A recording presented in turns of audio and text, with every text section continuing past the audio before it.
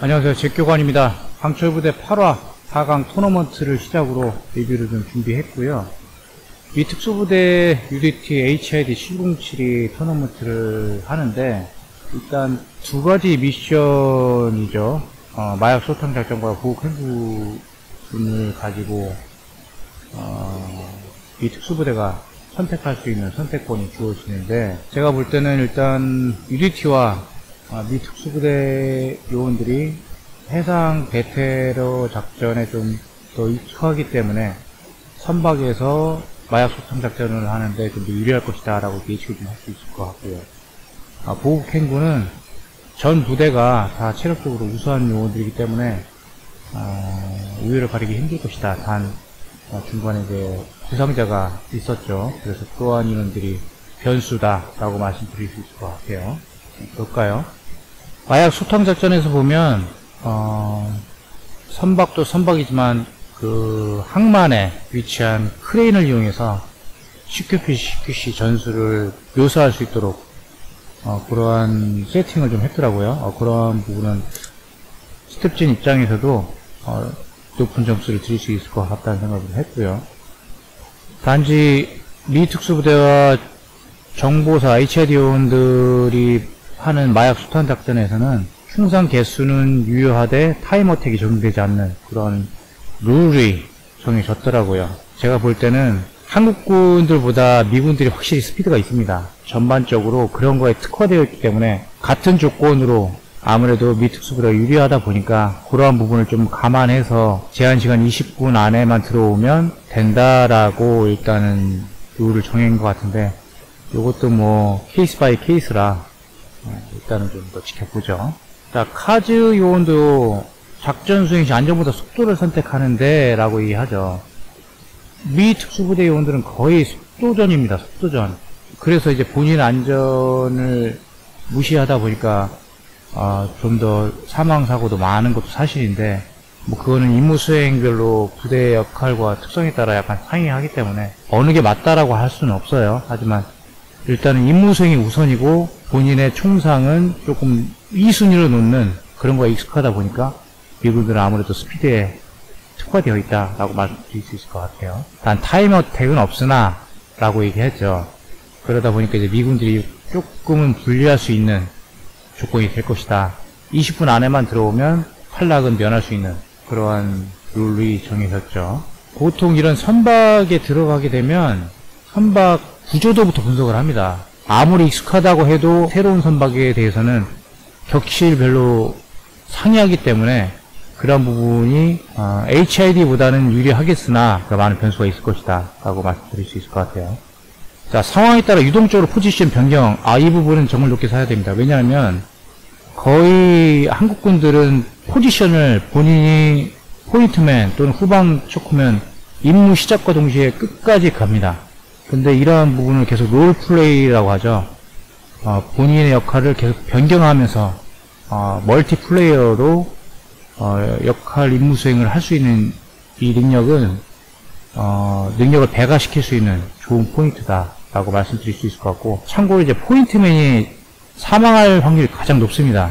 네, 그래서 서로 포인트맨을 안 하려고 하기도 하는데 그런 걸 구애받지 않고 카즈부터 밀까지 누구 하나 포인트맨을 안 하지 않고 그때마다 역할을 바꿔가면서 한다는 건 정말 높은 점수를 주고 싶군요. 자, 트레인 대형 유지라고 하는데 이제 기차죠. 기차처럼 쭉 따라가는 일선형 대형, 일렬 종대 대형을 통상적으로 우리는 얘기를 하는데, 미군들은 이제 트레인이라고 얘기를 하네요. 이 부분은 US 네이비실이 파이컷을 안 하는 것 같아요. 일부 부대는 파이컷을 적용해서 전술에 적용을 시키는 부대가 있는 반면에 카즈처럼 지금 네이비실 요원들 코너링 할 때 파이컷을 안 하죠. 저거는 본인도 같이 사망할 확률이 높은, 그래서 속도전에서는 높은 점수를 줄 수 있으나 본인이 총상을 입어서 임무 수행을 더 이상 하지 못할 수 있는 조건도 감안할 때 결코 적절한 방법이 아니다라고 말씀드릴 수 있을 것 같아요.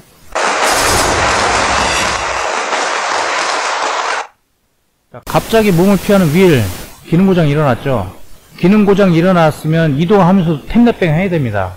탭랩뱅 하면서 탄창이 제대로 되어 있는지, 탄피가 끼진 않았는지, 낀 탄피를 제거하고 다시 쏠 준비를 해야 되는데, 그런 걸 안 했다라고 하는 거면, 이 부분도 조금 의아스러워요. 탭랩뱅을 안 한다? 하는 생각이 좀 들더라고요. 작전도 3명이 보고 1명이 경계하러 갑니다. 이한이 경계를 하는데, 이것도 사전에 아마, 약속한 상태에서 움직이는 것 같아요. 이러한 부분도 좀 더 디테일하게 봐야 될 부분이고, 일부 만약에 정말 개념 없는 팀이라면 4명이 다 지도 보고 있고 이쪽 공간은 뚫려 있겠죠. 그런 부분도 높게 살 수 있는 부분인 것 같아요. 터치, 특수부대에서 가장 많이 쓰는 기술 중에 하나입니다. 보통 허벅지나 어깨를 눌러주는데 가볍게 터치 또는 이제 지그시 눌러서 나 준비됐어 라고 이제 얘기를 해주는 거죠. 저러한 기술 완수 신호 중에 하나이고, 육성으로 하다 보면 이제 저기 노출될 확률이 높다 보니까 완수 신호의 일환으로 터치를 하고 있죠.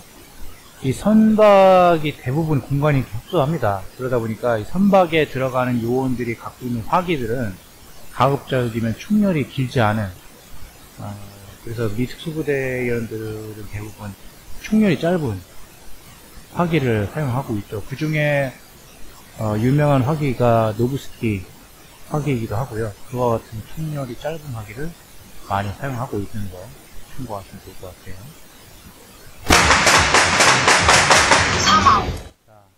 윌대원이 정지한 상태에서 적을 쏘는 게 아니고 계속 움직입니다.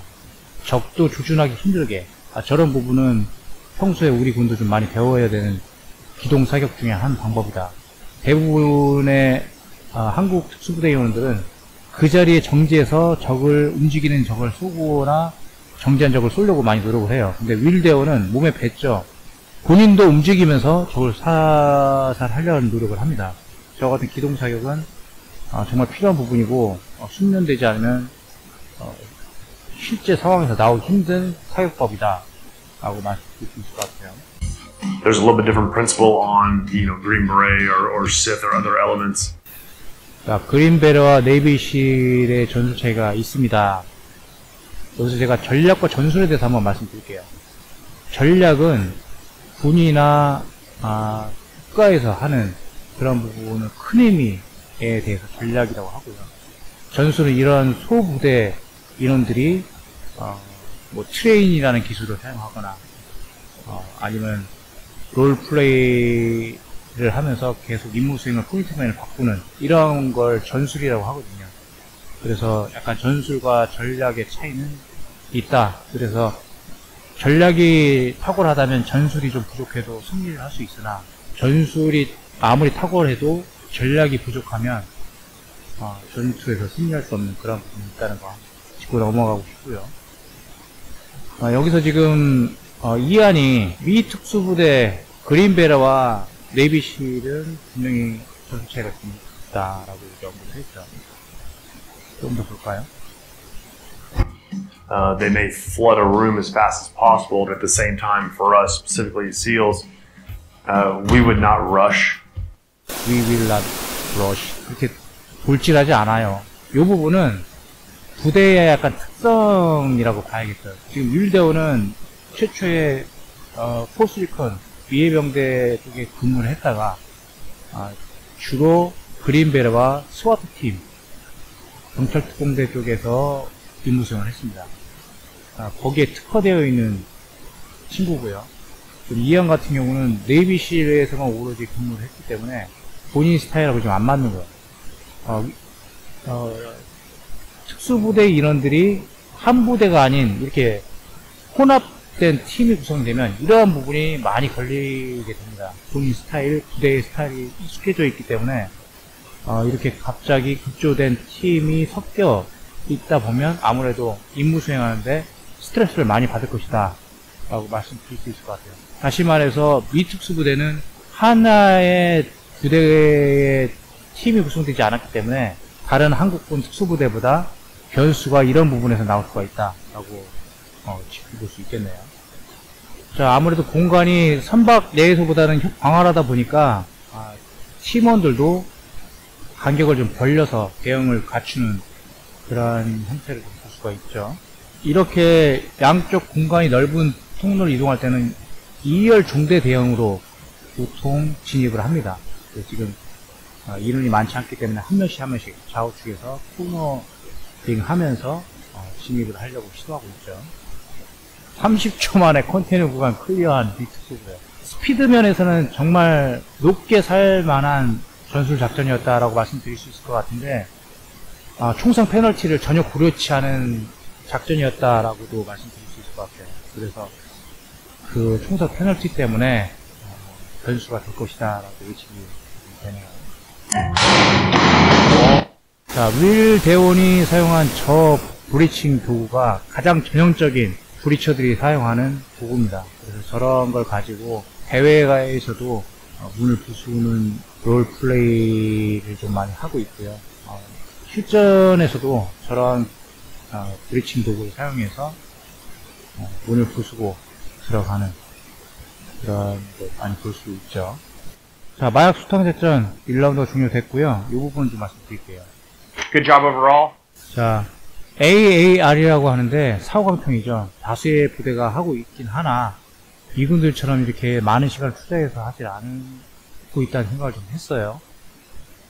이런 부분은 좀 더 우리가 차후에도 이러한 유사한 환경이 됐을 때 좀 더 보완할 수 있는 능력치를 발휘할 수 있는 기회가 되기 때문에 이런 AAR은 꼭 필요하다라고 말씀드릴 수 있을 것 같고, 지금 카즈 얘기에서도 알 수 있듯이 카즈도 총상이 결정됩니다라고 생각을 하고 있죠.